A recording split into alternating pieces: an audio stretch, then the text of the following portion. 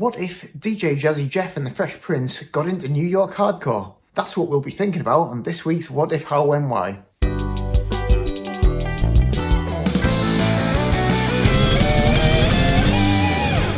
Hiya, my name's Morgan Brown, and every week I upload a new What If video to my YouTube channel. The idea of these videos is that each week I pick a different popular song and imagine an alternative universe scenario in which a change of circumstances causes that song to come out completely different from the version that we know and love. I then take the original lead vocal of that song and record a new backing track to it using just GarageBand and whatever instruments I have to hand in order to bring that alternative version of the song to life. So the song I picked this week was Boom Shake the Room by DJ Jazzy Jeff and the Fresh Prince.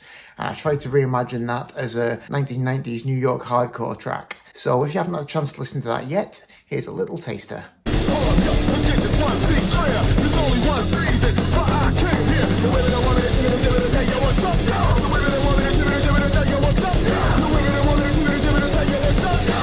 I came here tonight to hear the crowd go. Boom, shake, shake, shake the room.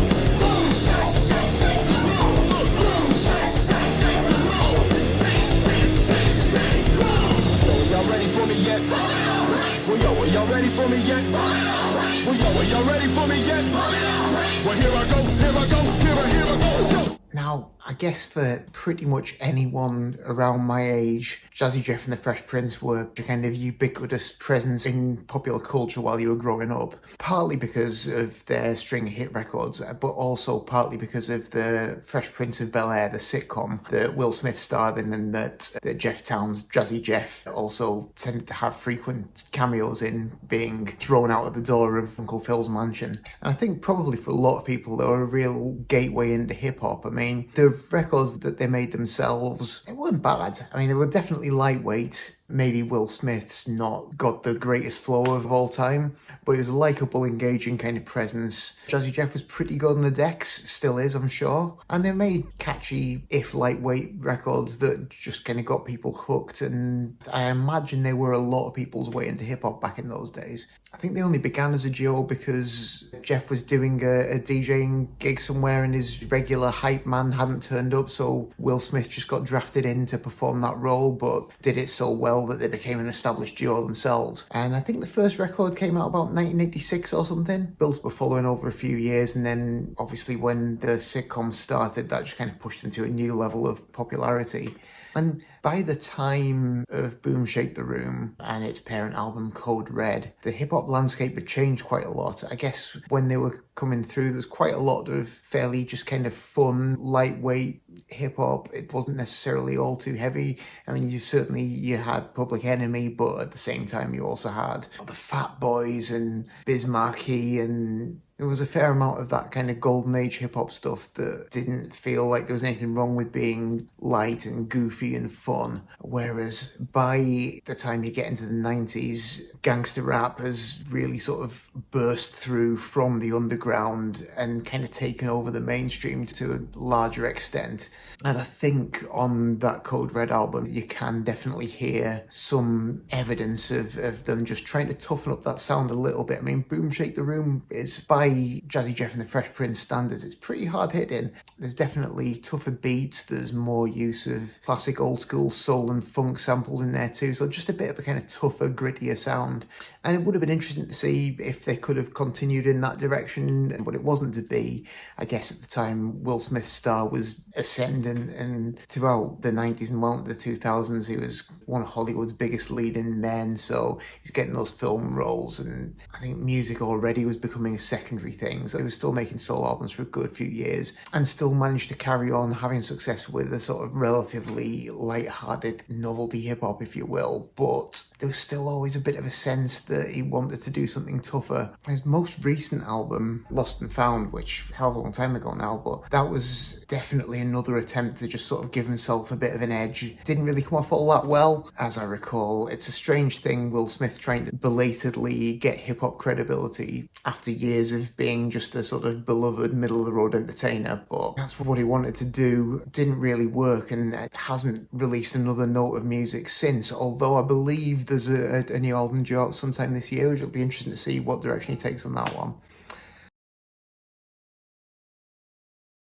Yeah, I guess what got me thinking about this week's theme was just that there's always been a little bit of a sense that while he's a tremendously successful, beloved light entertainer, there's always been a bit of a feeling that Will Smith wants to do something a bit tougher and grittier. And, maybe one way he could have done that in an alternative universe is if he had discovered New York hardcore and dived all in on that. But I've been a massive punk fan for decades at this stage, but one punk offshoot that I've never got quite so heavily into as some of the others is the New York hardcore scene, although I've certainly dabbled in it. And there are some New York hardcore bands that I absolutely love. The sort of overall scene isn't something that I've ever been fully immersed in, and you tend to find that people who are really into it are really into it as well. If you're unfamiliar with the scene and how it differentiates itself from other strands of punk and hardcore, I guess there are a few things that really make it stand out. The New York hardcore scene, as it develops through the 80s and into the 90s, is really where for the first time you start seeing people talking about hardcore as completely separate from punk, like it's its own genre. What was happening in New York developed into its own thing. It had strong elements of metal, but it wasn't the same as the kind of crossover hardcore that had happened elsewhere. So starting from a point of hardcore punk, mixing in heavy metal, and then adding the influence of hip-hop, skinhead culture, and various other things, you end up with this style of music that is a peculiar hybrid that really kind of stands alone, I think. If you trace it back, obviously New York was kind of ground zero for punk rock in the States, but after that initial wave of bands that came out of the CBGB scene, other cities in the States took over carrying the torch for punk for a little while there, although obviously there were still bands carrying on in New York too. But the New York hardcore bands that emerged in the early 80s, rather than being a direct continuation of what happened earlier in New York, they were more taking cues from a mixture of other hardcore scenes in the States, particularly other East Coast hardcore scenes, what was happening in Boston, what was happening in Washington, DC. Definitely taking influence from the Oi movement over in the UK, so, tough boots and braces, working class skinhead punk. So you get bands like Agnostic Front and Warzone early on, just playing this really blunt, thuggish, fast hardcore punk. The United Blood EP by Agnostic Front is kind of the perfect document of that. Absolutely brutal, but really sums up what that early New York sound was about. So that's kind of the starting point of the sound that I think of as New York hardcore. As the 80s goes on, you get other leading players come in like Cro-Mags, who were a big part of shaping the New York hardcore sound. If you listen to that Age of Quarrel album, you can definitely hear a sort of move away from a more punky sound. There's already a strong metallic element blended in there with it. The arrival of Bad Brains, who were actually a Washington DC band, but they relocated to New York in the 80s as well. I think their 1980s sound had a real impact on how New York hardcore took shape as well, particularly as they moved towards their Eye Against Eye era sound, where they were combining their punk roots with these sort of heavy breakdowns and stuff. You hear a lot of that cropping up in later New York hardcore stuff. So by the time you get into the 90s, there's a real separate look and sound and style to the New York bands that isn't really a thing elsewhere in the country. There's a sort of toughness of attitude, hyper masculine, kind of really macho gang vocals. Again, that Oi influence, the kind of almost terrace chant sort of choruses.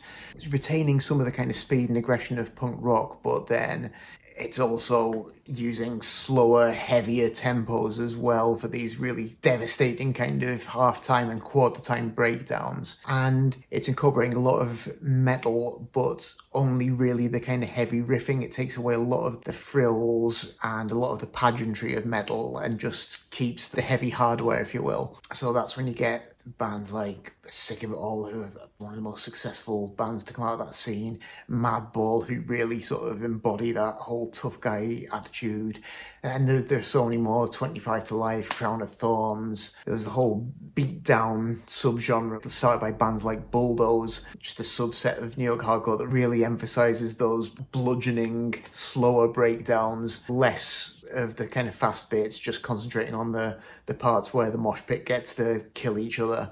And you also get an increase in the influence of hip-hop, so bands like Biohazard, you can hear in a lot of their songs a definite influence of kind of hip-hop vocals in the way they phrase their vocals. They also did a certain amount of crossover work with hip-hop performers. So as I say, it's never been my favourite punk spin-off. I think for me, I like my punk to be a bit punkier, and I like my metal with all the pageantry and the frills. If I'm listening to a metal record, I want to hear the frilly guitar solos and the lyrics about goblins and all the rest of it. I don't want it to just be sort of tough. It's that emphasis on toughness that just I find a little bit off-putting. But there are definitely some great bands who came out of that scene too. I mean, I've always enjoyed Sick of It All. I've seen them live loads of times. Gorilla Biscuits were an amazing band. A subset of neo hardcore, the youth crew scene, which you'd say maybe harks back to more kind of positive, punky kind of hardcore stuff like 7 Seconds and Minor Threat. Youth of Today as well are another fantastic band. So definitely some stuff I like, but I mean, I have never been tough enough to be into tough guy hardcore. I think that's maybe the problem. That said, I did certainly enjoy thinking about how Will Smith and Jeff Towns might have got into tough guy hardcore. So my alternative universe scenario for this week was simply, it's 1992 in this alternative universe. DJ Jazzy Jeff and the Fresh Prince, you know, they've had a great run of success. They're beloved popular entertainers. They're on TV all the time. But they're starting to worry that they maybe lack a bit of credibility. As I say, the hip-hop landscape's changing a bit. Everything's getting a bit tougher, a bit more gangster. They're starting to think, you know, we should maybe just try and toughen up this sound a bit, but they don't want to just jump on the gangster bandwagon because that's going to seem inauthentic and people are just going to call them out on that. So they're trying to think of some way to toughen their sound that's a bit more out of the box. During this period, a friend invites them over to New York for the weekend and they think, well, what the hell, you know, might spark some ideas, just getting a change of scenery. So they go over there. This friend takes them out for the night and he takes them to a club in Brooklyn called L'Amour, and it's a rock club, and they're just thinking, why the hell are we in a rock club? This is peculiar, you know, not really our cup of tea. But then this band comes on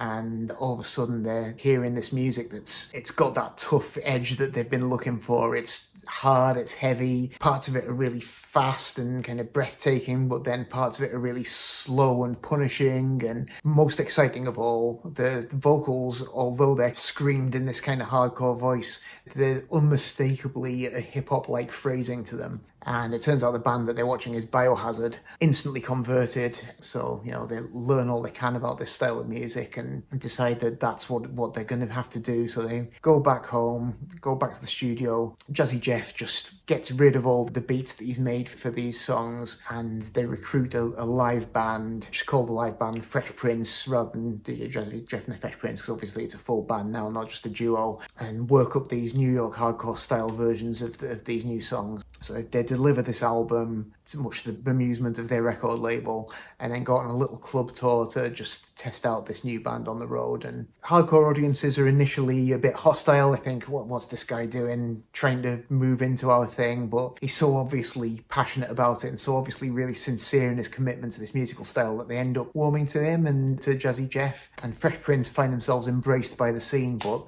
unfortunately, when it comes to trying to persuade TV executives to let the band perform on TV and on their sitcom, and trying to persuade radio programmers to put the record on the radio, they don't have quite so much luck. They're met with a pretty frosty reception, so they reluctantly realise that commercially this just isn't going to work out for them, so have to reluctantly go back to making hip-hop. But in this alternative universe, this one album that they've made in this style becomes a bit of a lost classic and is later rediscovered in the internet age by a new generation of hardcore bands, and is a formative influence on many 21st century hardcore bands. In order to try and convert this chart hip-hop classic into a New York hardcore song, as ever, the first stage is just getting the vocal and popping it into GarageBand, syncing up to the grid, program some drums on, using a big kind of heavy drum sound, try to make sure I've got lots of fast sections contrasted with half-time sections, some kind of tough bits where the drummer's riding on the toms to give it that kind of slightly oi-like feel, and then at the end I break it down to half-time and then quarter-time just to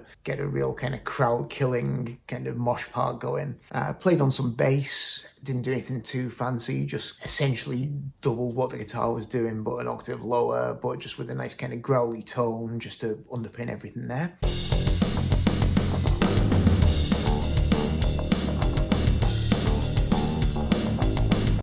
There's a couple of regular rhythm guitars on there, just stereo pair of them. Just figured out some kind of fairly crunchy, down-tuned metal riffs, and both those guitars are tuned down to drop D. So crunchy and metallic, but not too frilly, just kind of pretty meat and potatoes, but heavy. And then later on, we've got another pair of guitars coming in just to add another layer of textures there. So they come in doing a little kind of octave thing over the top.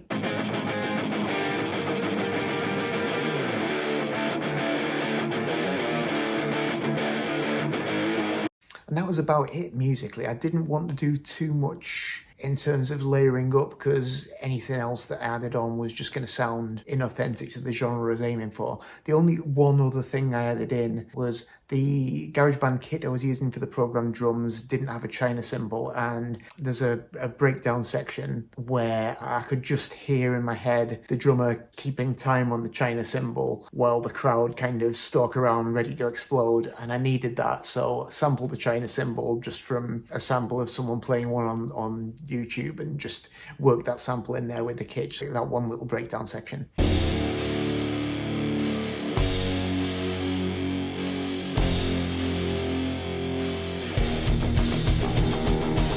And then for the video, as usual, the first thing I had to do was just find a good performance of the song from the era in which it was made. So I think I don't know, it's from the Arsenio Hall show or something. Sing that up to my track. And then obviously I needed a live band to represent the fact that there's a band playing behind them. I used Madball because there's some great footage of Madball kicking around on the internet. So I found a really good clip of them playing in this really small, sweaty club.